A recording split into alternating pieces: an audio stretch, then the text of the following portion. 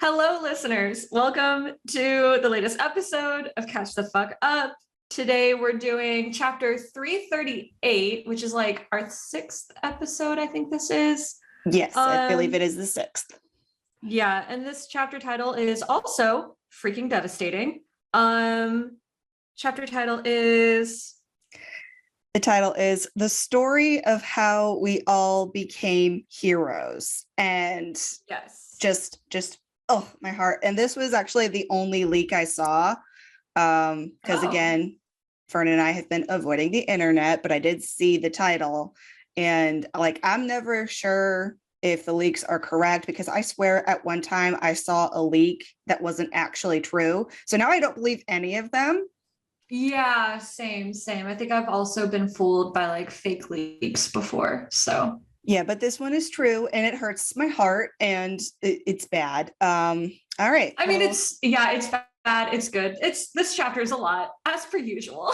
As per usual. It's bad because it hurts, but also it's good because maybe it means like the resolution is coming. Also, I don't think we've said our names. Oh yeah, sorry. Hi, I'm Fern.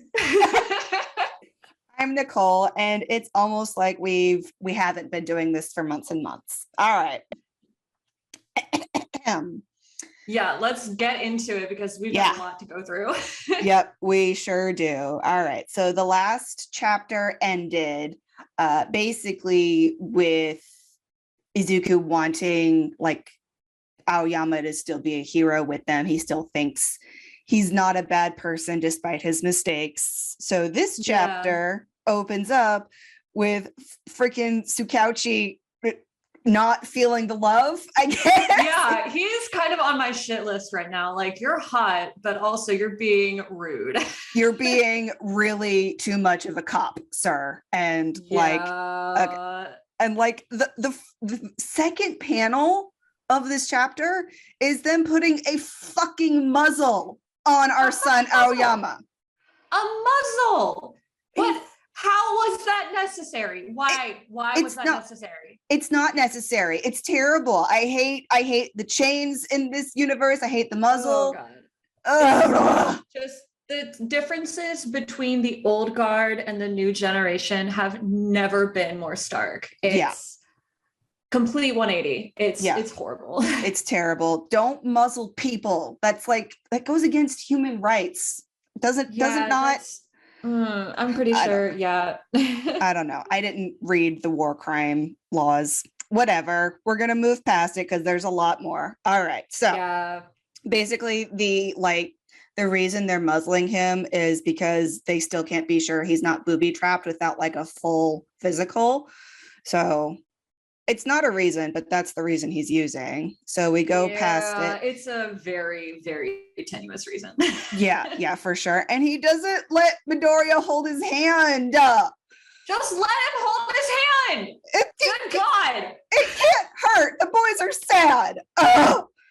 He's a kid. He's 15. Oh. All right. So. Yeah. A lot of feelings. We're going to move on just a little bit. Basically, we know Yuga didn't tell AFO about the Camino raid, but apparently the parents could have, but they didn't because they never had a way to reach out to AFO. AFO always came to them. So that ties up a few loose ends there. And then like apparently as Denki is like watching Izuku be sad, he like gets an idea and he has a whole thought. He has a whole ass good thought, very complete and good. And he's like, hey, let's like think of a way to get the villains to join the fight in a way that gives us the advantage, essentially. Yeah, basically. And basically the other students are like, oh yeah, hey, Aoyama could help with that. Meanwhile, Aoyama is like, how can they think I'm good enough to help them? How can they trust me? Yeah. Yeah, but they do. Oh man, he's not having a good time right now. No, he is in a bad place. But the students still want to give him a second chance more than the adults do. So that's nice. All right. And then next we have President Mike finally peeps up, perks up, whatever the word is. I don't know. Speaks up. Speaks up. What are words? What is English? I'm not fine. All right. It's morning. Oh, okay. So basically he's like, how can y'all trust this kid? Because he's mad. Understandably. Yeah, he's like, this guy like hurt you the most. Yeah. Why are y'all the ones defending him when y'all are the ones that were most hurt by his actions? Yes, and I wonder if he's also like thinking back to USJ when Aizawa got the literal fuck beat out of him. And that was technically Aoyama's fault. So he could have some personal stuff going on. But also, there's several people in the room that were directly impacted by Aoyama's actions. So like he's not getting off scot-free, but for sure. But they still it's complicated. Yeah, they still like want a chance to do the right thing and to allow Aoyama to do good. Because they're perfect little beings. All right. And next, basically, after President Mike doubts him, Ida steps up. My son! I know, he did so good again. He is the perfect class rep. All right. So basically, Ida is like, we see that, like, and we know Aoyama wasn't great at this. But basically, when we see our friend and classmate in despair, we want to help them, just like we helped Izuku, just like we help all our friends and classmates, because that's our job, is to help them. They've been planting this seed since, the camp arc. Like nobody really liked Katsuki very much, but they leaped in to save him like as soon as they knew that he was a target right away, because that's what they do. Because they're brilliant, perfect heroes. And like all this time, Izuku is like still crying and trying to pull himself back together. So his friends and classmates are rising to the occasion to help speak for him. It's beautiful. It's wonderful. It gives us all the emotions. It's a group effort. They're not relying on just one individual. But also like they're definitely taking Izuku's behavior as their cue. And I also love that. Yep, they are doing so great. And then we have a little break from that with Katsuki. He's like, bro, Katsuki. Bro, it was your fault. I got like my third or fourth traumatic childhood event. So I want to beat your ass, but then we'll be even. And then we'll be good. Yeah. He's typical Katsuki. He's like, okay, we're going to fight and then we'll be fine. Yeah. And then we'll be good. We'll leave it behind us. He's a very simple person in that regard. And I love him. He's ridiculous. He doesn't, I think at this point, he just doesn't want to have anything hanging over him and them as they're going into this final fight, because he knows they all need to contribute. And he just doesn't care. He's just like, let me beat your ass and then we'll be good, bro. Yeah, he only knows one way to resolve his feelings. Yeah, through violence. And it's okay. It's child. They're dealing with a lot. All right. So yeah. While Aoyama and Izuku are both like still traumatized sobbing and crying, and they're both in despair, Kirishima steps up because he's perfect. And he's like, Aoyama, bro, didn't you see what we all did to help save Izuku? Do you really think we would have cared that you were quirkless before? We didn't with Izuku. Why would we care with you, essentially? He's just very accepting and perfect, and these children are wonderful. All right, so then Tsukauchi brings down the mood once again. Sir, you're on our shit list right now. I'm gonna need you to stop. Yeah, he's pretty firmly on the shit list at the moment. Yeah. And then I was correct. I win once again. Yes, I owe you an apology. Yeah, because like last week, I was like, where the fuck is Aizawa? I don't care if he's in a hospital bed. I know he lost his leg and his eye. He's fine. It's been at least a couple of weeks. He's not in any immediate danger. And I was like, if he can't be in the room, fine. Let him FaceTime in. And he's FaceTiming in. You predicted it exactly. I know. Oh, it felt so good when I saw it. I was like, oh yes, goodness. I win. It was incredibly touching. Yes. And basically, other than me being right, which I always love, basically, Aizawa was like, hey, this is my student, and I feel the same way. His fate.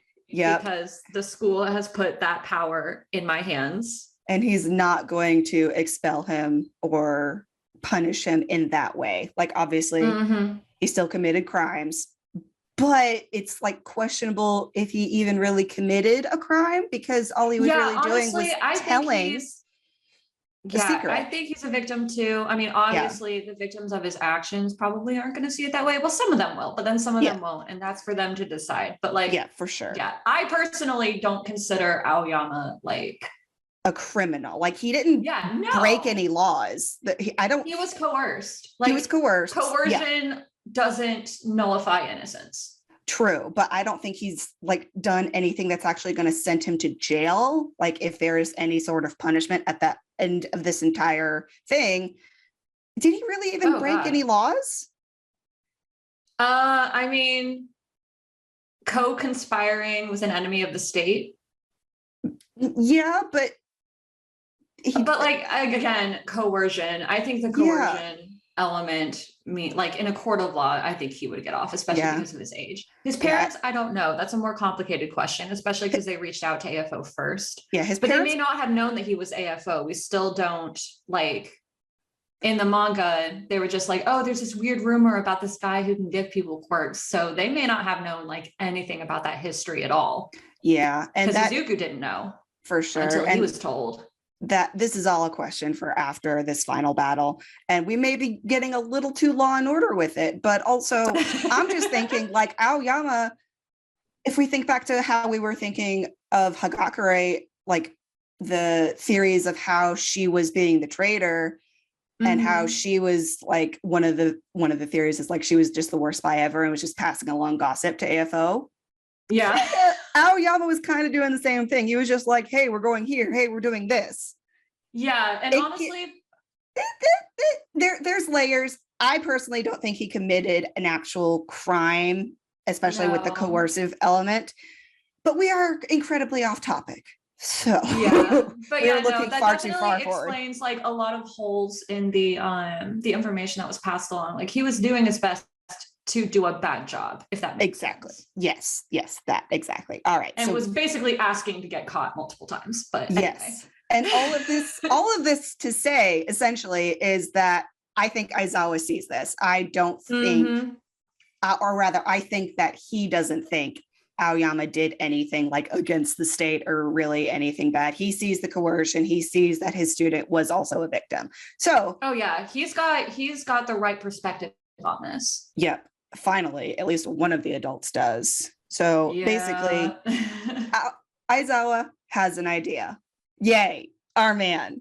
Good man. I love him so much. So basically what they do is they like cover the Aoyama's ears for like a second, which I don't agree with the muzzle, but I do agree with like the ear thing. Like, that they can't hear that. Sense. Like, that's not like that. The muzzle thing especially is just really triggering. Yep, exactly. All right. So basically he has an idea, but we don't actually see the idea. So that's going to play out later.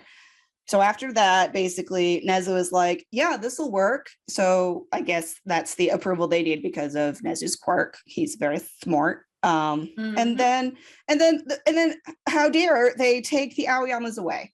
And I know. I'm assuming it's to go to the hospital to give him that physical and also to book him. He may also be trying to book him, but also Tsukauchi, get the fuck out. Let him stay at UA, like put him in Eri's old room or something. I don't know. It's terrible. How dare they separate them?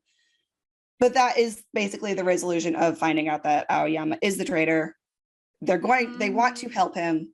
And they're going to try and do Aoyama's face as he walks away. He like can't even look Izuku in the eye. And like Izuku's like calling out for him. He's like, we don't want this. Like, this isn't our idea to put you in chains and drag you away. Yep, exactly. And but poor Aoyama's still not convinced. Yeah. Hopefully he will be able to rise out of that shame and despair spiral, because boy's depressed and traumatized, and honestly he can spiral as much as he wants to, but hopefully he will see that it is okay sooner rather than later. Yes, I don't want him in pain too long. Exactly. All right. So then we move along. There's only a couple pages left in this chapter. So essentially, they're back at Heights Alliance, the dorms, and they're all just kind of like decompressing from that terrible meeting. They're decompressing and like trying to figure out what it is they need for whatever the plan involves. Yep. And they're all now looking forward to the final battle. And we get this panel near the end where they're all very angry, very determined, and they are going to win this next fight come hell or anger high water. Faces. They're really adorable. They're all still angry and like, oh, my babies. But they're still babies, so it's cute. I know. All right. And then after that, basically, yeah, after that, and then Izuku's angry face as well. Poor dear. So he, like, the chapter ends with he and Ida agreeing that they need to like make repairs and adjustments to their costumes because I guess they got destroyed in the fight. That seems so fucking long ago. I can't even remember what happened, but that was months ago. And it feels like decades ago.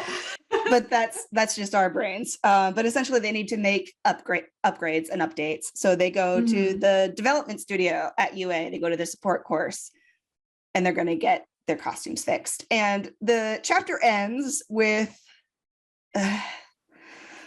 like I understand I understand that it is still a shonen despite everything that's happened, and I understand there are mechanisms to break the tension, and Horikoshi and his team were employing a classic shonen method for diffusing that tension since it's going to go down. And the classic method is gross. And the classic method is gross. It's a repeat of a previous like encounter with Mei Hatsume, with the door exploding back and Izuku getting caught in the blast, and that was funny.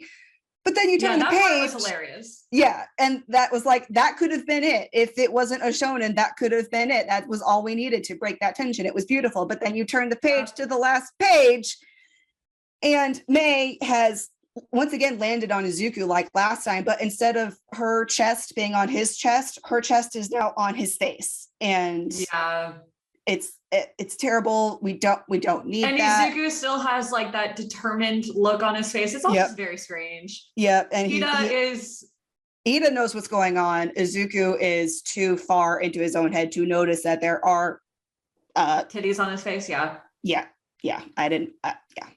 But that's it. That's the end of the chapter. And we have technically final resolution for the UA Trader arc. So, oh my God.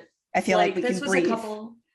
This was a couple nights ago, but like, so we've been talking about how the series is clearly winding down for like a couple episodes now. Oh yeah. But like the other night I was laying in bed and it just hit me like, this is going to be over soon. Yeah. Yeah. And I got like really sad. Yep, for sure. Like, what am I going to do with myself? We're going to have to fill this emotional void somehow, but I don't know how. More bonus episodes. More bonuses, more just fandom plumbing everything, plumbing those depths. And I think next year is going to be the final year of the manga, at least. And I don't want it to end, but also I know it's going to end well. Hopefully, fingers crossed. It seems like it's heading in that direction. Like, I want to smack Horikoshi upside the head sometimes, but I have faith that he will end the series well. Yeah, agreed. That's how I feel. And I think he's being given the full scope to do that. Yeah, definitely. You can tell that he and his team have been given the control they deserve and require to finish the story well. Yeah. So looking forward, it seems that we are still just running full tilt at the final battle whenever that will happen. We haven't had any updates on the concert, whether that is still on or not. I'm hoping it is, but we'll see. But right now they're just in battle preparation mode, and that is where they have left us for this year, because my app says there is no new chapter next week. Yeah, let me see. Let me take a look at a calendar real quick. Okay. So, next week is the last Sunday of the month. Dang. And the year. So, good Lord. Yeah. So, and I do also want to say, because I don't know, I don't know. That's a good wrap up. I don't know. So basically, when we upload this is going to be the last episode we release for the year, technically. I think. Good God. If I have my math right and if I have the calendar right in my head, this is our last episode for the year, listeners. So congratulations, we made it. But don't worry. We are still going to do Catch the Fuck Ups for every new chapter of the main series. For as long as this takes. Oh yeah, for as long as it takes. I think there's a new Vigilantes chapter coming out next week, but I mean, we'll see with that. We'll see whether we post something. If the battle is still ongoing, I'm just going to be mad and I'm not going to want to post anything. Yeah, for sure. And in that case, I want this to wrap the fuck up. Yeah. And if that is the case, I will still do a Twitter React thread because I like doing them. Oh yeah, they're great. I love watching those. All right. So, I mean, I guess that's it for the year. We will obviously have more regular episodes and more content that we are excited about for you in the new year. I don't want to spoil too much, but like, look forward to January. We got a lot coming up for you. Yeah, especially there may be a special little episode dropping in the new year, like right away. And we are very excited to record it. Like the next job I have for myself on my incredibly detailed to-do list is to make notes for that possible material that we are getting to you very soon. So I'm excited. That's it. That's all we got for you. This has been a great final Catch the Fuck Up of the year. I think this is just like a very nice wrap up, a nice resolution to all the tension that we've had for like the past month. God, we've been buzzing for a month. Oh my goodness. I'm exhausted. Same. But yeah, this has been Catch the Fuck Ups. Thank y'all for listening. I did that wrong. Go beyond plus ultra and catch the fuck up. You did it right. It's perfect. It's chaotic. Bye, y'all. Bye.